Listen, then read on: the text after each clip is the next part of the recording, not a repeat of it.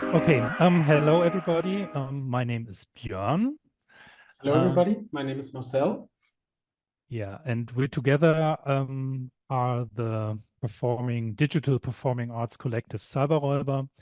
And we're working on, well, basically that's already in the name. We're working on different technologies and different approaches of using digital media and digital, I don't know, changes in society, in theater, in the performing arts.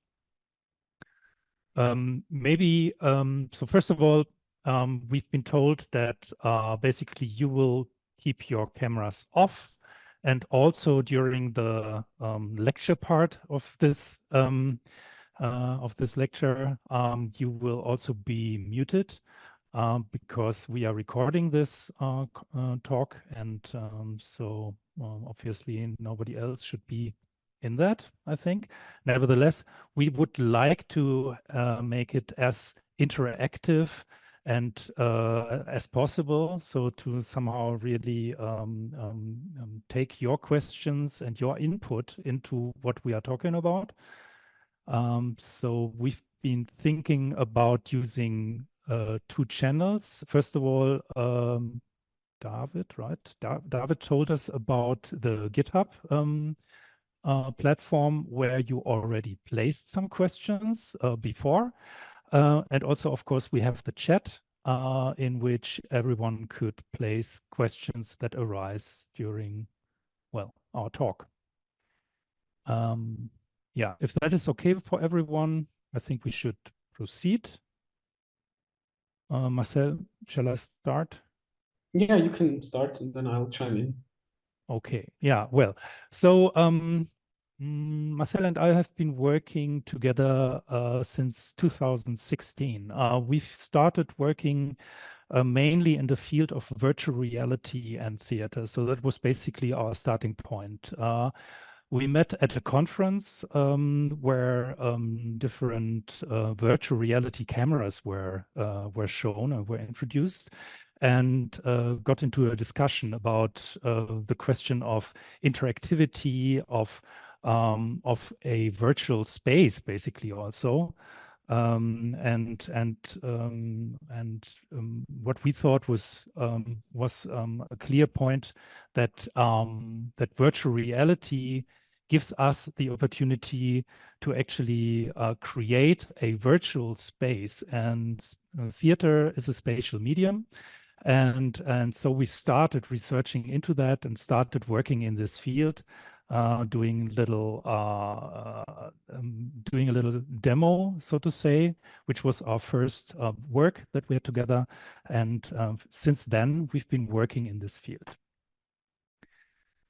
Yeah, maybe just as a little crash course, what we did in the beginning, we were very interested in interactive virtual reality, which means we were not just recording videos and playing them back in VR in 360 or panoramic, but we were rather really interested in, would it be possible to capture the stage? Would it be possible to capture actors and actresses? How could we translate that into a virtual dynamic environment? And in the beginning, we actually used Kinects and some kind of laser scanning and photogrammetry to digitize stuff and test things out in virtual reality, because technology was quite new. Also, all the other technologies were quite new. I came from the Bauhaus University in Weimar and had a lot of experience with holographic systems. And we just actually in the beginning, we quite thought of theater and virtual reality a little bit like movie making. So we had a camera, we had scripts, and we tried to translate this into a more immersive and interactive environment. And through that, we actually learned quite a lot. We learned quite a lot about how VR changes your perception, how the technology is also giving you a lot of new options, also a lot of new headaches. And that was like the kickstart. But we were always very interested in creating something dynamic, something interactive, and not something that is just linear. I think that was the starting point, because the conference that we attended was actually mainly about filmmaking for virtual reality. Yes, and yeah, after these first experiments and first works that we actually did in different theaters, using virtual reality as a stage or as a world where you can play theater, or using virtual reality in theater on real stages. Um, we um, we had the great opportunity to get a federal funding in the so-called Doppelpass program of the German Federal Cultural Institution. I'm not sure, the Kulturstiftung des Bundes. And in this program, we were able to work together with two different theaters. The one was the Badisches Staatstheater in Karlsruhe, and the other theater was the Landestheater in Linz in Austria. And for this Doppelpass program, we created three different, or we wanted to do three different pieces. Two of them were more or less in the, if you could say that, in our traditional realm, in the idea of using virtual reality as a stage or using virtual reality on stage. So two pieces were, the one was that we did an opera in virtual reality called Fragments, Digital Freischütz. And the other piece was doing ballet or dance with and in virtual reality. But the other piece was supposed to be called, or the working title was Artificial Stupidity. This was our idea of starting to research into what generative AI can do in the performing arts.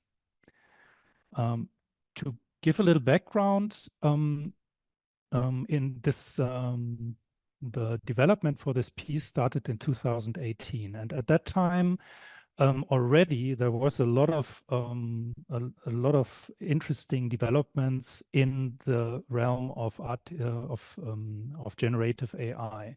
So you had the first large language model, which actually was really usable, I would say, for a broader public. That was GPT-2. A neural network that was generating text. Also, a couple of months before, there were neural networks that were generating images, and these images had certain qualities that were super interesting for us. These networks, for example, one of them was Big GAN by Google. There was another development called StyleGAN, developed by NVIDIA. And also there were some developments in creating music. So we were really thinking about how could we use this for theater? How could we somehow present what artificial intelligence, to take this term, can do on a stage? Yeah, and the thing is that you have to keep in mind that all of that stuff was just in the early days. So everything was very crude, user interfaces and all of that stuff. Most of the results weren't also that good, but we were really trying to think, could we create our own stage design with those tools? Could we generate text? How would we also make it accessible? So what kind of interfaces would we need to build something? We were also wondering about real-time capabilities. So could we actually have something that is happening right there in theater? And we were also challenging quite a lot of classical positions in the theater industry, essentially thinking about the general structure is you have a play that is actually learned by your actors and actresses and is performed and re-performed each and every night. And what we were wondering, would it be possible to create something that would be dynamic, something that could also change each and every night, each and every session? And what would that actually mean for the audience? What would that mean for the actors and actresses? Also, who is the director in the end? If we have a piece of software that is actually doing the interfacing and is kind of alive and ever changing, we were also thinking about the spectators and all of the people in the audience. could they have an influence in real time? Could they give us something that's called prompting? So basically, could we prompt the system to generate a text about Don Quixote or something about Goethe or something else? So basically, could we also jump through different kinds of things? But the first thing that we really tried, the first nut that we tried to crack, how could we get the text into our actors and actresses in real time? And we really experienced certain, let's say, new issues, because in the beginning we tried projection. So we had large texts being projected, but we immediately felt and saw that actually having our actors and actresses looking at the projection screen and reading is absolutely not going to work, because their whole cognition is then centered on reading that stuff. Their body is basically useless in a way, and they can't really interact. So that's obviously something that we discarded very quickly. And then we also thought about something that is used in theater in classical fashion, somebody that would just read the text and transfer it through headphones in their heads. And we also discovered that with a human in the loop, there were certain variables that we couldn't control that well. For example, human beings always have a kind of emotional, let's say, weight to their words. So whenever you read something or whenever you talk about something, you transmit that information, and transmitting something that has emotional value to somebody else who's then going to perform this just colors it. And we wanted something that is as neutral as possible. We then actually began experimenting with text-to-speech systems. And the text-to-speech systems, they were the first ones that gave us quite a lot of variables that we could work with. One simple variable here is speed, obviously. So we could kind of control how fast do we let the words roll out into the heads of the people. And the other thing that was also very crucial was the fact that we could control the kind of aesthetics of the voice. And we found out that modern neural network systems, they were just in the early beginning stages back then, but they already also had this flaw of trying to color the sayings and trying to color the text that they were speaking. So we actually opted for a very, very old integrated Windows text-to-speech system that was mostly meant for disabled people to help them control the UI of the operating system. And that one worked quite well. It obviously also made a lot of certain mistakes. So it had its kind of caveats when trying to switch languages and stuff like that. But that was something that was totally recognizable by the actors and actresses. So that's something that they could just adapt to. And we are still, to this day, using that system because it helps us, because it just removes this gravitation of the emotions that we didn't want. Yeah, Marcel already got a little bit into the technical details of what we started to research at that time in Prometheus Unbound in Linz. So maybe to also add to that, so the basic idea for that performance was to show what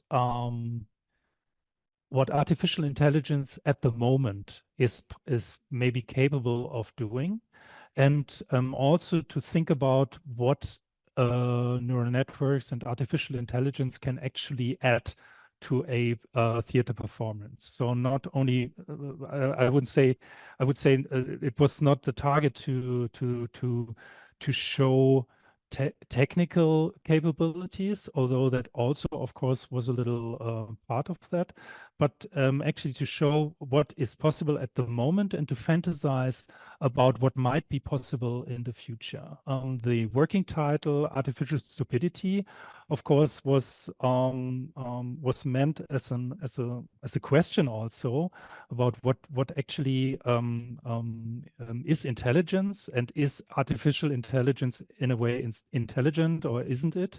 Is it maybe stupid? But also furthermore, the question of shouldn't artificial intelligence also be allowed to be stupid, right? So because we are, or I hope so at least, that we are intelligent, but of course we act stupidly at times and so on. Yeah, so the basic idea here was to work with two actors on a stage and to actually create most of the performance in real time. So this is how we started out. And we realized that this was maybe a little bit too much at that moment.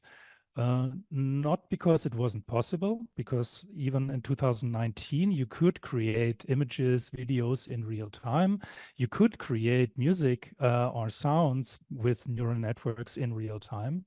And of course, you could create text in real time.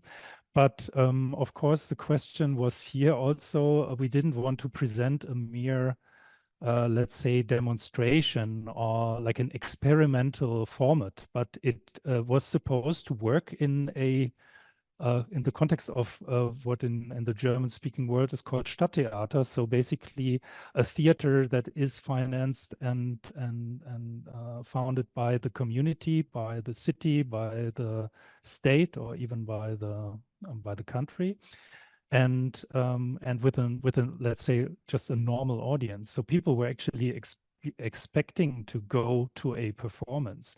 And of course, performances have certain characteristics, even if they are totally different in what they tell or the formats that they use on stage. So the question was, would it be possible to do all this? We opted basically to not do real-time music, to not do real-time video, but to use that as classical stage elements, to use music generated by AI, to use videos and images created by AI, but more or less as a stage set. And the real-time aspect, as Marcel already said, was the text that was generated. Okay. Marcel is, if you want to switch to Marcel's video or camera feed, there you will see at least something from the performance in Linz. You see a little bit the stage, how we used it. So we had 3 large projection screens that were on the outside of the stage, and the stage was totally empty otherwise. And the central mechanism were the little in-ear headphones that they were using, because this was the mechanism by which the actors got the text that was generated in real time. We realized kind of late in the rehearsal process that what we were doing was maybe too complicated to understand. So people were going to this performance and they were experiencing, basically, they saw something that was very familiar to them. 2 actors on a stage speaking. Marcel?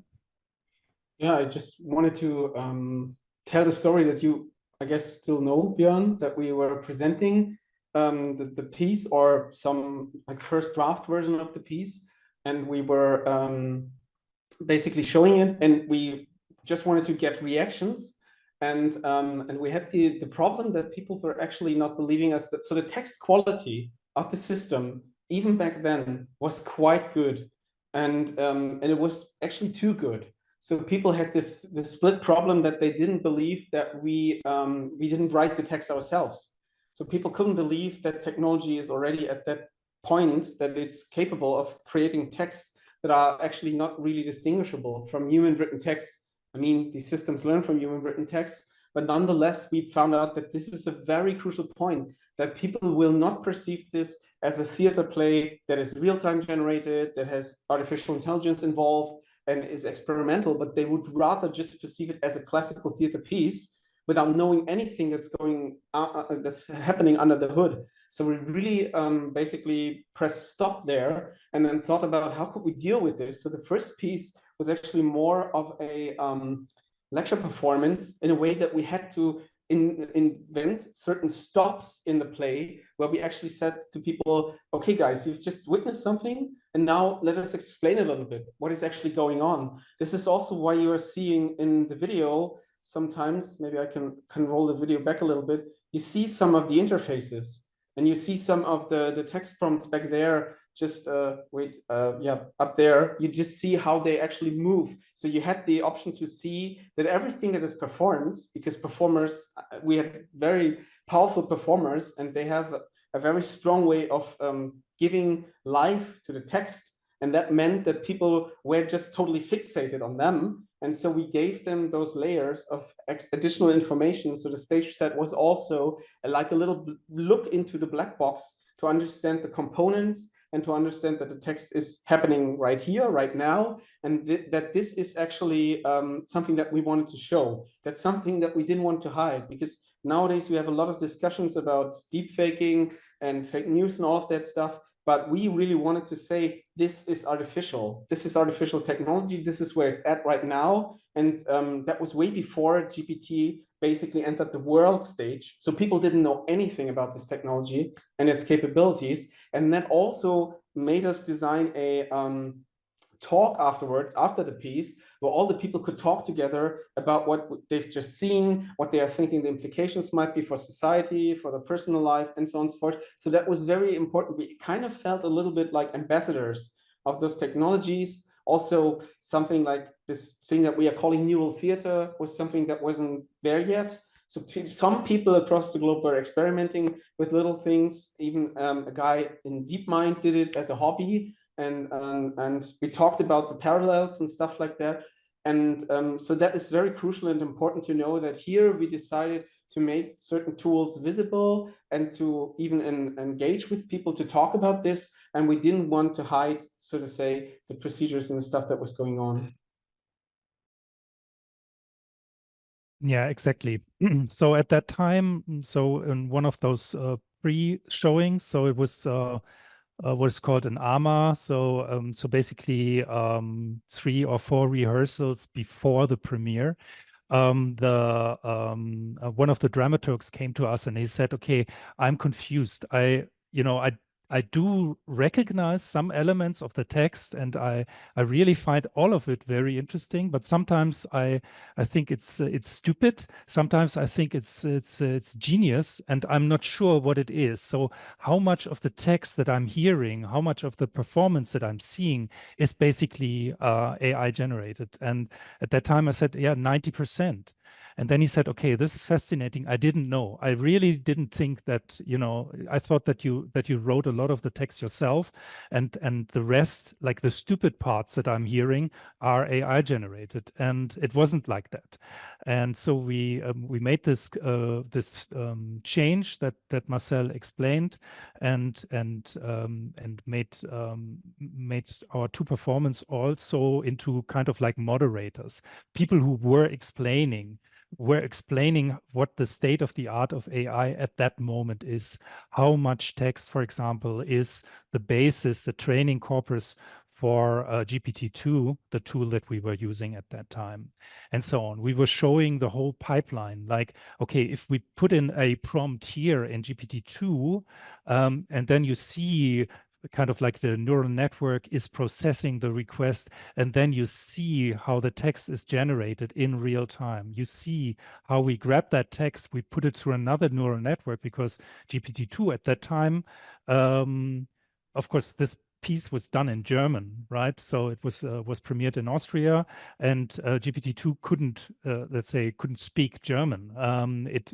If we tried to prompt it in German, it was doing some kind of super interesting fake German, something that we also used in that piece. So we had a version of a poem that was basically like a Dada poem generated by GPT-2, but something that is interesting but not very beautiful. So we had a translation process in that also, and then we also used this text-to-speech algorithm to pipe the text into the actors. And yeah, basically that was that. That was the state of the art in 2019. And one more thing, maybe before we forget, we also had, due to the fact that it was real time and generating text in real time, and back then it was actually quite open and uncensored. So some of the text that it generated were actually problematic, to say the least. So the system it had certain problems with certain phenomena like looping. So sometimes it looped back on itself and just generated total gibberish that ended up also generating total gibberish for the actors, which was sometimes also fun, let's be honest. And sometimes it also, we tested generating source code and reading out and performing source code, which was fun. But a lot of the times it also generated, next to trash, very, let's say, violent content, pornographic content and stuff like that. So we actually had to have a human in the loop. We actually had to have Nina, who was basically the controller of the system. And we built in a little kind of delay. So it wasn't entirely real time. We just put in a little bit of, let's say, 10 or 15 seconds, where we could just see before the text was piped into the actors and actresses if there was any problematic material. And then we would basically stop it from, let's say, creating very violent or very bad texts. And that was very important to have kind of control of this. Nowadays, these systems are, I would even say, too much censored. But back then, it was way more creative. The system could be triggered through certain words and sentences way more radically. And we just had to do that. And we also warned in later performances, sometimes we actually gave a disclaimer and trigger warning to people that sometimes it's still able to sneak in certain things and so that people wouldn't be stressed about it and understand correctly. Yeah, that's a very important point. We did it not only to protect our audience, which would be the first idea that everybody has, but also in a way to protect our actors. Because in this process of piping like an AI voice through a human body, there was very interesting it had very interesting consequences, let's say. I will come to that later, how easy it actually is to do it, because this is now basically the topic of our newest piece. At that time, we were super amazed how easy it was for the actors to adapt to the situation, that you hear a little voice in your head, and then basically you speak what you hear. And it also for them, because they are in the business of giving life, giving meaning to text. That is what they do, what they've learned. After a while, they basically adapted in a very almost perfect way to that.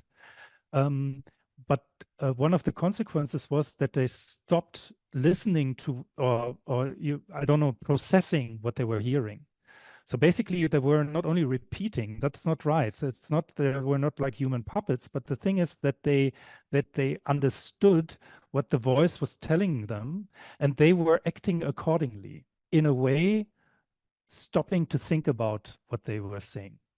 And this meant that in the rehearsal process, it became clear very soon that let's give an example. So if you have a text that was very easy with GPT-2, because basically it trash in, trash out, that had an anti-Semitic content, for example, right? And if an actor got this content and actually spoke the texts without really hearing what he was saying, he was also kind of replicating stereotypes. That, of course, was also a very revealing process, let's say. So how is it that if you, I don't know, if you are talking about a sexist topic, how are you suddenly, behaving in a certain way? Why is that? Why is the first thing that comes to your mind as an actor or an actress this, right? So, and this was one of the first instances where we said, okay, we are not very, happy about censorship, but in this case, we knew that we had to do it. We had to protect our actors from, in a way, betraying themselves. And that's not, it's not saying that these people were anti-Semitic or something else. No, the thing is that you can't actually think about it so much, and that you grab into some certain kinds of stereotypes that you have inherently within you. That was super interesting. But yeah, also that is kind of like an anecdote for this. We were thinking about doing this a little bit more interactive, but already we are half an hour into our talk, as I just realized. And we have a couple of questions in the GitHub, and I'm not sure if people are actually adding to them at the moment. No, I don't think so. So if there's any urgent questions that you might have, please type them into the chat and we will try to answer them right away. And otherwise, I would say we just continue. Yeah, I would continue by adding a little bit more about the psychological effects of that system, because there were also upsides to this. For example, as an actor and actress, you kind of learn to perform something and you have a director and that person directs you in a certain direction to make something better or to create a certain expression, whatever. And then you repeat and access that. That was actually not possible for us because the texts were ever changing. But the actors and actresses also told us that through those texts and through learning to incorporate those texts and to become those texts in a way, they entered a kind of a flow state. So that was actually something that they felt was really great. That was something that they were looking for, because in a way they became more like the character, because they hadn't really a lot of time to process that stuff.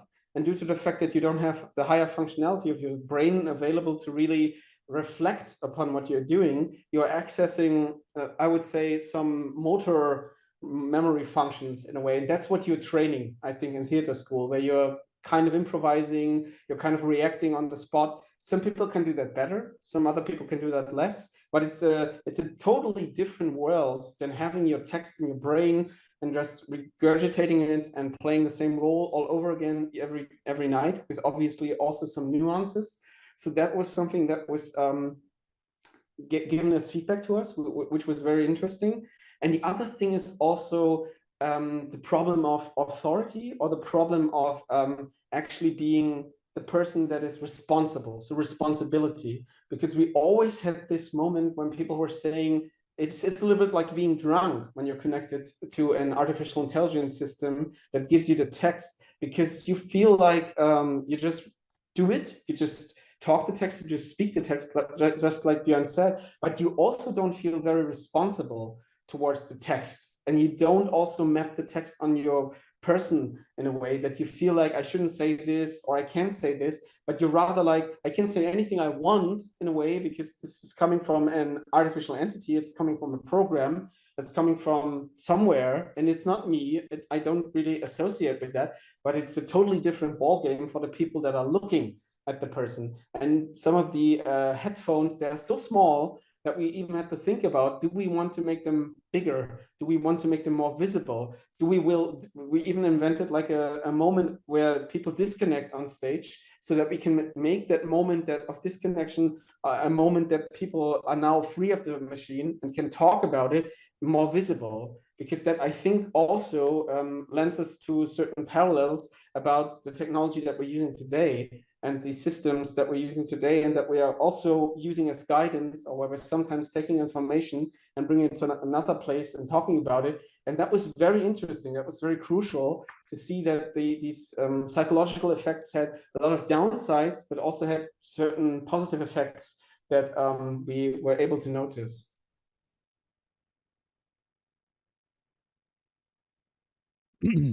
Yeah, so we've been talking about this first project now for a long time, but that's basically because, well, it was our first project in that realm, and it had so much, it offered so many different approaches for us to continue, to think about it in further.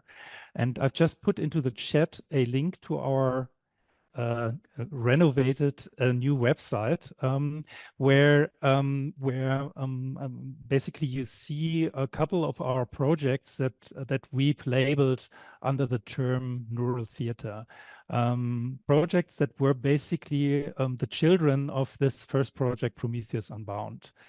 Where we, over the course of the last years, tried to check out different ideas that were developed during Prometheus or that came out in the thinking process afterwards. So maybe to give you a short overview, so after this this piece in Linz in 2019, of course, one thing happened that everybody suffered from. Early 2020, the pandemic broke out, which also put a stop to this kind of live performance of Prometheus Unbound. So basically, I think the last performance of Prometheus Unbound in Linz at the stage was in February 2020. What we did afterwards was so first of all we had two guest performances in different cities, so that were really live performances of this piece, which was super interesting and nice to do, even in that time when there was still this on-off thing of can we meet in person? Can we actually do this on a stage or can't we? We also did one guest performance, which was supposedly in Berlin, as a streaming. So basically, we had the whole stage in Linz, different stage, not this one, to ourselves. We had the technical team in Linz, and Marcel and me, we were both in Berlin, directing and live streaming the whole thing to an internet audience. Which was also super interesting because in this context, of course, of a live stream, we could show very much more of the process, how this is done, how we could show the screens where the text was produced and so on and so on. Also, we started working and conceptualizing on a new version, which was premiered in 2021, I think, in Wiesbaden under the name Der Mensch ist ein anderer, roughly translated into The Human is Another. Basically, the title is not super important, I would say, because it was also generated by an AI, of course, which was in a way a further development of Prometheus. I'm not sure if this video is running, actually. It is. So what happened here is we had three actors and the same mechanisms, basically. So they were connected to a large language model, this time GPT-3, and with in-ear phones. They also had some sensors on their body. You see these little bracelets, and they had also something on their feet, which was the connection to a sound generating AI. And also we had little cameras, AI guided cameras. You see these little lights behind them, behind the actors maybe, which were AI cameras that were reacting to their movements. So from the outset, we said Der Mensch ist ein anderer should be, let's try if we can do the perfect theater play with the help of AI. So maybe the basic idea behind all of this is that of artificial art. So if we use AI to create art, is that really art? What part do humans have in this endeavor, and how does it work? And so also this should, of course, be a question that is okay to ask in theater and performing arts. It's more difficult to answer, I would say, but nevertheless, this was our question. Is it possible to have something like artificial art? And one of the answers that we found in the process was that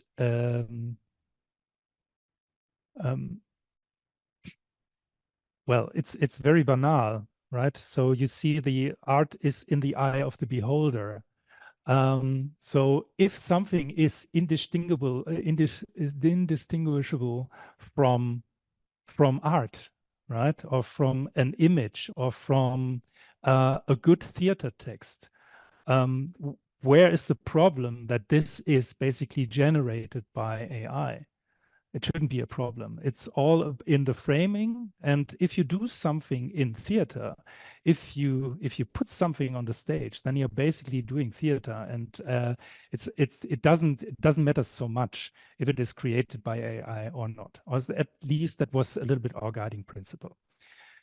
Marcel? Yeah, I just wanted to say, I remember why we actually made that title, because we have this issue with artificial intelligence beginning to be more and more and more like us.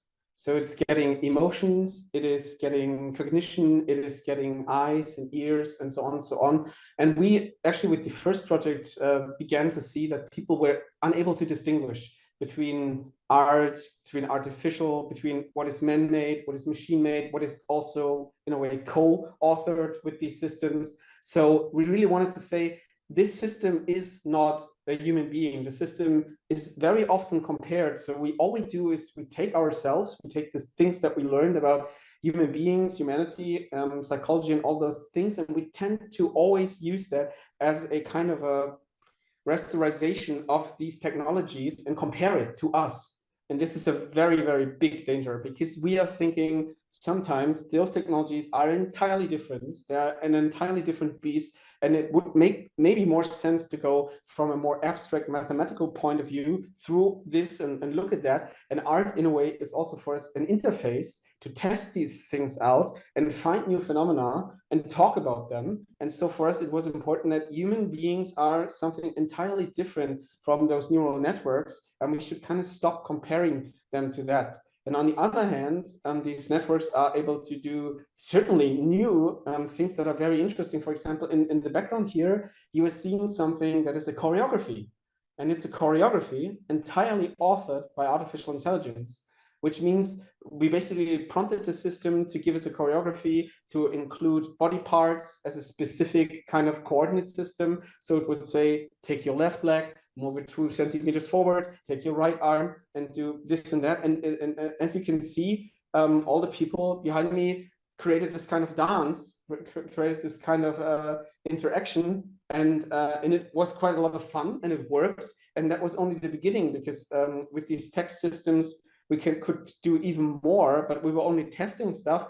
And these sensors that you're seeing, like the one right here attached to the wrist, that is one that sends back biofeedback, so information about spatial positioning and inertia. And through that, we also had another system that was able to create soundtrack-like stuff in real time, because we also wanted to use the feedback loop from the stage back into another system to also influence that back and forth. And a lot of that stuff is essentially all about information generation, then also the information digestion through the people on the stage, and also, again, generating information and that floating that back into the system and creating closed loops. In a weird way, we could even talk about a theater machine, a system that would, could just be changed after certain hours of endurance.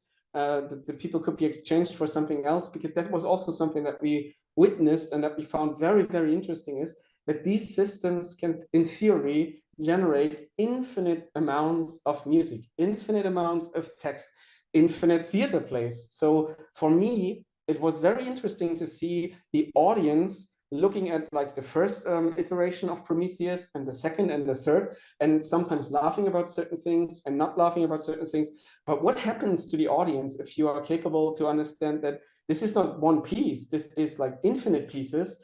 And then you learn a lot about the audience, what the audience likes, and how you could design it in a way that you can please people more. And I was always thinking, it doesn't make much sense to applaud anymore, because this is more like an ocean of moments that are applaudable or are laughable than compared to the, let's say, normal runtime of these 90-minute pieces in the end. And I always thought that also going back and watching these pieces again and again gives you an entirely different picture of these things. And that's also something that's important, because we as human beings tend to digest a book and then we're done with it, and then we don't reflect. But sometimes we read it several times, and that makes us think differently about the book. And the same appears here with these technologies, that there's something that is just a different state essentially for us to witness and to learn, to understand through stage as a kind of a playground to experiment with this.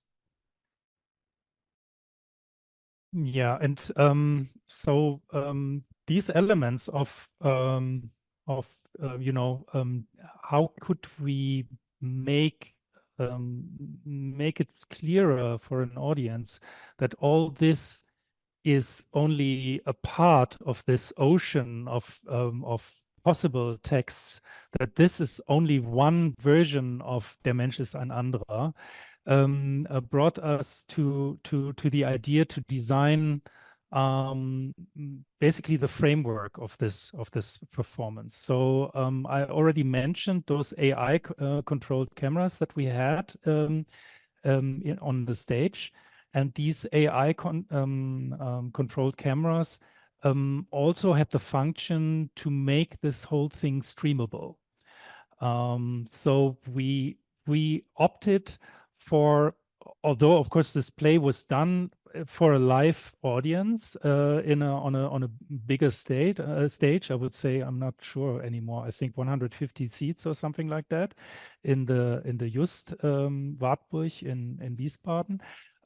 But we also wanted to show that this piece will never be the same again. So basically, we live streamed all of these performances during the time when they were performed, for those people who were interested, basically maybe who had been in an earlier performance, to just tune in for a new version of the show. Because in this time, really, we changed something drastically in regards to Prometheus.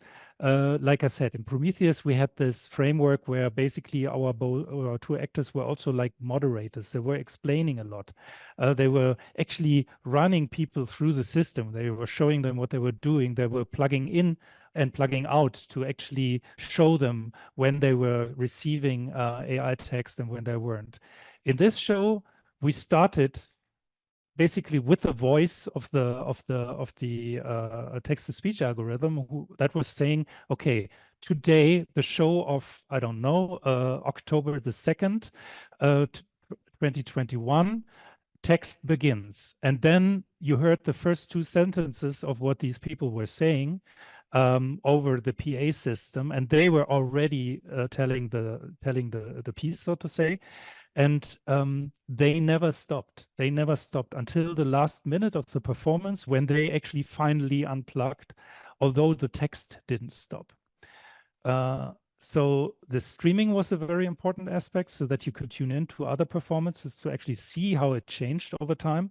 And the other aspect, it was also a part of the performance was the so-called after talk. So basically, we didn't even ask people to, to go to the toilet or to leave the room and to come back later for a discussion or something like that. But we actually started the discussion right away after the last scene, because we realized that people, our visitors, our audience, they had an urge to talk about what they witnessed. Maybe also one thing, like an anecdote I'd like to tell is about the premiere, actually, where we had a special person in the audience. Actually, the essentially, I think the boss, I don't know the English word for the intendant. Björn, do you know it? Artistic director, I'd say. Artistic director, yeah. And something happened that was actually quite profound and powerful. Sorry. Because he thought that we are kind of planning to make theater obsolete, that we want to create automatons and that we want to create automatic theater, and that it was kind of for him, I think, an abomination. He also tried to critique the system and so on and so forth. But the beauty of it was that a lot of younger people in the audience were actually basically voting against that. They were saying, no, it's a very interesting avenue. This should be tested. This should be made, because he was entirely really, he gave us the feeling that we were trying to attack theater in a way. We had the same issue with working in virtual reality, that we had people basically being like, but people will not go to a theater when they have it in virtual reality. People just didn't understand that it's a totally different medium. It's a totally different game, and doesn't necessarily mean anything. I mean, books are still here. People are still listening to the radio. Other technologies have not entirely removed that from the equation. But the thing was, what I really liked about it is that we had like a little bit of a generational conflict after the premiere, where people were basically thinking back and forth about this. And that was actually what we wanted. We wanted to inspire discourse. We wanted to inspire people talking about this, because what we were seeing, because what we were using were technologies that were quite centralized. And already there was a monopoly forming of certain companies like OpenAI trying to steer these technologies in certain directions that we didn't like. And we wanted people to know more about this so that they could interject and talk about it. And that was something that I really liked. Sometimes I feel I like that even more than the entire thing, because it was very powerful to listen to this and see the reaction. Yeah, looking at the time, I think what we should do now is maybe go quickly through the other iterations of our neural theater idea. One of the one of the outcomes of Prometheus already was that we were thinking about, so we've done this now as a theater piece, with a certain length, with a framework of we have a stage where people go to, where people take seat, where people leave. But we know that the piece that we are doing could basically never stop. So how can we make this, how can we show this? How can we make this experienceable? So we thought about that was like a crazy idea after 2 or 3 beers, was how about we make this into a durational performance? How about we connect a person to this apparatus that we've designed, and then let them talk for 24 hours. Let them basically perform the stream of consciousness of a machine. How would that be? Also, it would be super interesting to see, because that also already was one of the good outcomes, I would say, of all this. So if you experience one of these neural theater plays, what you will see is you see actors at work. You see them in a situation where nothing is really rehearsed. They have been training. They know about the situation. It's more or less like, training for a football game or something like that. You know how to pass the ball. You know that you have to shoot the ball inside the goal and something like that. But nevertheless, you will never be able to rehearse a football game, right? You can have a plan, but the plan usually goes to hell as soon as you are in the game. And what we wanted to show is what happens if we throw this, huge amount of text at somebody, and they can actually, well, they cannot get out of it. In the end, this format developed to something we called Mensch am Draht, a performance that was done on a festival in Ingolstadt. There it was not one person for 24 hours, but it was 2 people for 12 hours only, I would say. But in the end, it showed it was super hard to do, to have, a continuous amount of text that someone plays. And to make it a little bit more interesting, not only on a stage, but in the city. So what we devised here was basically a setup where we live streamed something to the internet. So we had a mechanism where this text was sent to the earpieces of the actors that were basically roaming through the city. We had one person with a camera accompanying them, and then we streamed that to the internet, and of course also to the festival center. Yeah, we did that again last year in Bangalore, in India. Do you have some footage maybe to Oh show? yeah, I can show that in the background, and you tell this. Yeah. Okay. So yeah, like Björn just said, it was important to basically have like a kind of a studio setup So what we did is we had a studio. From that point on, we were broadcasting that stuff out into the open to our actors and actresses. And the beauty of it was that the people actually roamed the city. So the real beauty of it was that all the stage was the entire city, and they could react and interact. And they were also in public. Here, Angela is actually still on stage, but in later moments, you will see that we are actually having the people outside also as kind of an involuntary audience. And that was adding another layer of complexity and interactivity. Like here, Alex is just walking, because it was a durational performance, it was very long. So at night he was walking around.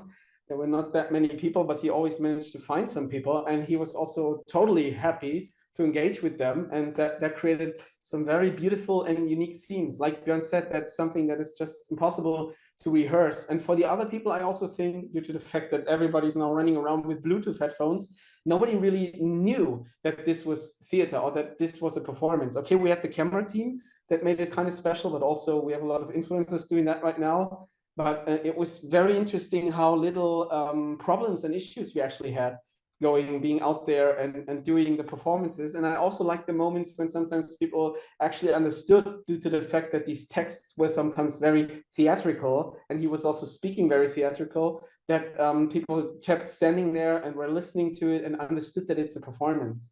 And here in India, I mean, that was like the most impressive backdrops that we had here, because this another durational performance from the morning till the evening, and we were exploring all these places and also kind of mapping out where we had signal and where we didn't have signal. That was something that we also learned, that works quite well in Germany already, but in India it's more of a challenge. But for the most part, it also worked very well. And also the people in the streets were reacting extremely positively. So we had a lot of people that actually also didn't care much, but we also had people, like you can see here, like we were invisible basically to that, but the backdrop was amazing, and our actors also used the environment to play with that stuff. And I think it was a one-of-a-kind experience for all of us, and it worked. It worked really quite well, and we had a lot of people also, the actors and actresses, telling us that it's a very different beast to be out there in the wild, and we had no kind of negative feedback or any kinds of accidents and stuff like that. Also, the only thing that might be a bit of a complication was that people holding the camera sometimes kind of forgot that we are in India. And so sometimes like the actors and actresses had to take care a little bit of us on the camera filming. But actually the traffic and all that stuff, that actually worked out. And it was also a little bit like watching a thriller, because we were always looking at the stream and looking at the things that are happening, and we're wondering if anything would and could go wrong. And after several hours, we were quite sure that it would work, and it worked quite beautifully. Björn, maybe you want to add something? Yeah, I'm actually it's 6 o'clock. So and if we actually want to get to the questions that people have, then we have basically to stop here. I would like to add something for the last piece that we just developed. Or do you want to do that, Marcel? No, you can do that, but I just want to say we should at least tell people about it, the last thing that we did. Yeah, okay. So this is like the premiere has just happened on the 2nd of May. This is Deus in Machina. It's a ritual, and we've done it at Staatstheater in Nürnberg, which is, as you know, also in Bavaria. The basic idea here is to take some of the mechanisms that we've developed, but now actually to involve the audience much more. So what we've done here is we give this text-to-speech voice, the voice of the AI, to everybody in the audience.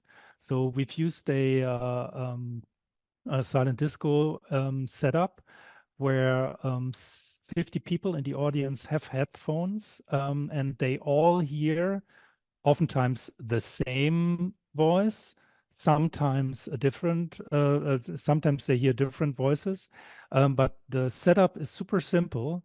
All the time, if you hear something in your headphone, you just repeat it. And what we have here is that basically 50 people in the audience at the same time, like a chorus, speak to each other and for each other. It's very interesting because the same mechanisms that we've told you about before get into place. People actually forget to think about what they are saying, especially when they are saying it in a community. If they are shouting slogans, this is a very interesting mechanism. And of course, this also is hugely controversial, I would say. Marcel? Yeah, the gist of it is that we also thought, would it be possible to do this? And we had, let's say, a certain idea also.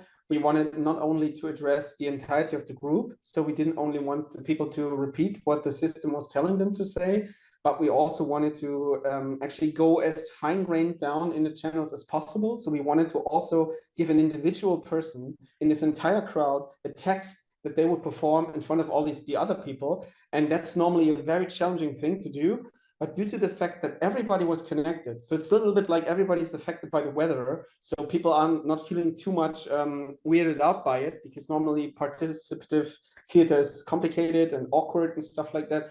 But we found out with especially creating artificial testimonials, basically about, that's my name, I'm living at a certain place in the city, I have certain struggles, maybe I'm an ethnic minority, and so on and so forth.